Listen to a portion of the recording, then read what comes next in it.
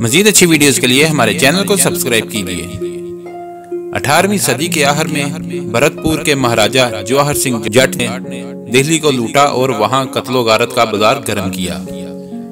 اس وقت بستی چراغ دہلی میں ایک مالدار برہم رہتا تھا۔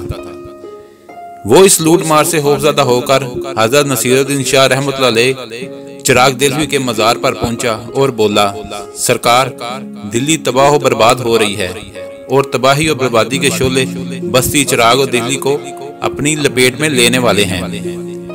ہم آپ کی رعایا میں خدا کے لیے ہماری مدد کیجیے۔ یہ کہہ کر برہم اپنے مکان پر آیا اور دن بھر حضرت رحمۃ اللہ علیہ سے لو لگائے بیٹھا رہا۔ رات کو وہ سویا تو خواب میں دیکھا کہ حضرت چراغ دہلوی اس سے فرما رہے ہیں، اطمینان سے دروازہ کھول کر بیٹھے رہو، وہ تمہاری طرف آئیں گے تو اندھے ہو جائیں گے۔ جیسے ہی برہم کی آنکھ کھلی، اس نے فوراً اپنے گھر والوں کو یہ خوشخبری سنائی۔ جو لوگ چراغ رحمۃ اللہ علیہ دہلوی کے زیادہ عقیدت مند نہیں تھے، وہ برہم کی اس بات پر مسکرانے لگے۔ ہونہوار جٹ دلی کو تباہ و برباد کرتے رہے۔ لوگوں کی چیخو پکار چراغ دہلوی رحمۃ اللہ علیہ کے رہنے والوں تک پہنچتی رہی۔ جٹ جب بھی علاقہ چراغ دہلی کی طرف بڑھتے، انہیں کچھ دکھائی نہ دیتا۔ مجبور ہو کر جٹوں نے تمام واقعہ اپنے سردار جواہر سنگھ کو سنایا۔ پہلے تو اس کو یقین نہ آیا، مگر ساتھیوں کے یقین دلانے پر وہ ان کے ساتھ چراغ دہلوی رحمۃ اللہ علیہ کی جانب بڑھا۔